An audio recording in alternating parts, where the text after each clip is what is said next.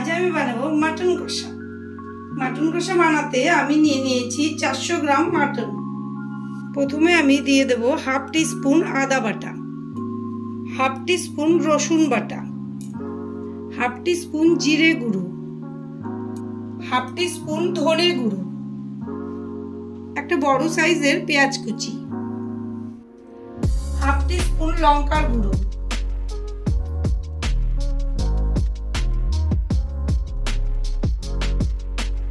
3 teaspoon সরষের তেল।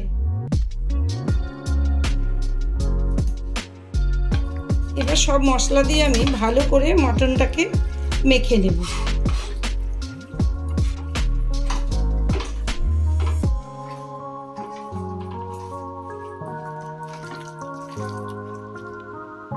সবশেষে দিয়ে দেব 1 টিস্পুন হলুদ গুঁড়ো।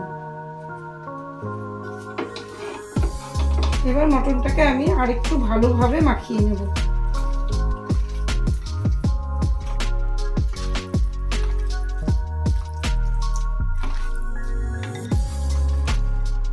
এবার এই মাটনটাকে ঢেকে 1 ঘন্টা ম্যারিনেটের জন্য রেখে দেব।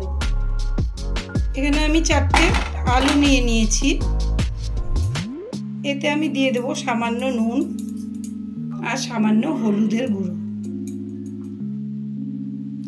আলু 4টাকেও ভালো করে নুন হলুদ মাখিয়ে নেব। মাখিয়ে এটাকেও ঢেকে কিছুক্ষণ রেখে দেব। প্রথমে কড়াতে তেল দিয়ে আলুগুলোকে আমি লাল করে ভেজে নেব।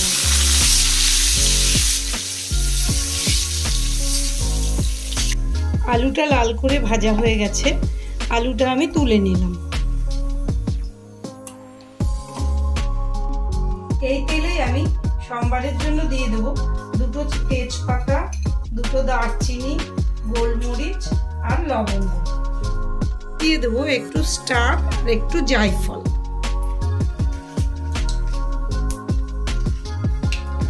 সম্বারটা আমি একটু ভেজে নেব, নিয়ে দিয়ে দেবো একটা বড় পেঁয়াজ কুচি। পেঁয়াজ কুচিটাকে একটু ভালো করে ভাজতে হবে।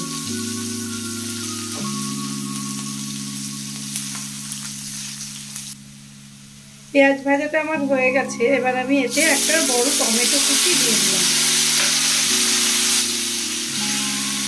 পেঁয়াজ আর টমেটোটা খানিকক্ষণ ভাজতে হবে, যতক্ষণ না টমেটোর কাঁচা গন্ধটা চলে যায়। এবার আমি এতে দিয়ে দেবো হাফ টি স্পুন রসুন বাটা,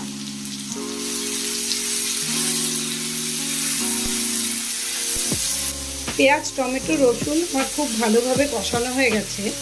এবার এতে আমি ম্যারিনেট করা মাংসটা ঢেলে দেব।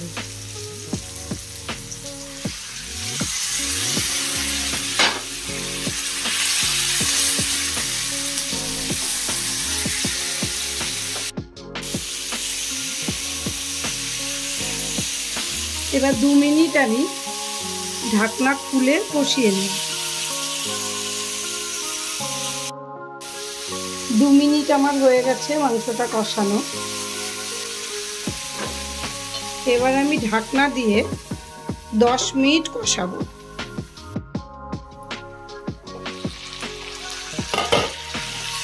বারবার ঢাকা খুলে একটু নেড়ে দিতে হবে। একটু নেড়েছে আবার ঢেকে দিতে হবে।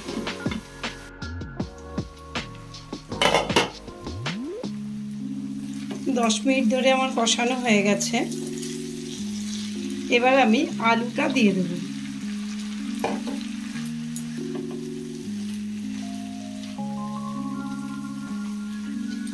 আর দিয়ে দেব 4টে কাঁচা লঙ্কা, আমি আগে থেকে চিড়ে রেখেছিলাম। এতক্ষণ ধরে আমি মাংসতে নুন দেইনি। এবার আমি নুনটা দিয়ে দেব। 1 টিস্পুন নুন আমি এতে দিয়ে দেব।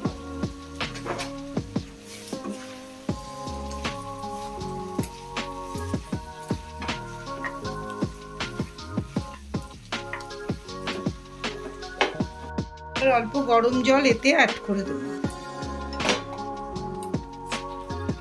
দিয়ে আর একটু ভালো করে কষিয়ে নেব।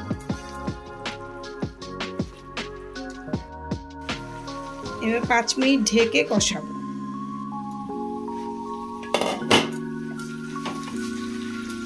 মাংসটাকে 5 মিনিট আবার ভালো করে কড়াইতে কষিয়ে নিলাম। এবার আমি এতে গরম জল অ্যাড করে দেব।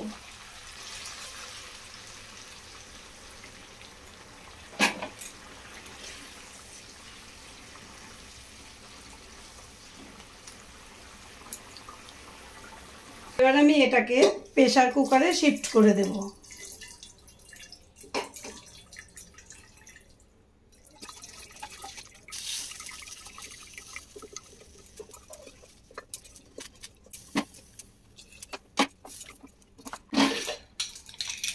এবার প্রেসার কুকার আটকে 6টা সিটি দেব।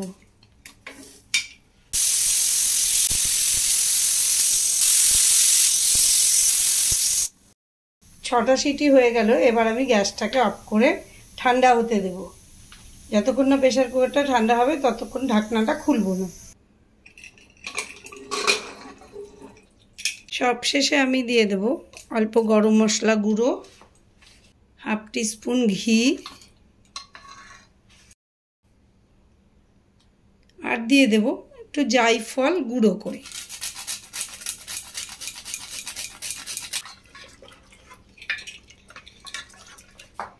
ঘিটা ভালো করে মিশিয়ে একটু ঢেকে রেস্টে রাখবো। আমার আজকের রেসিপি রেডি।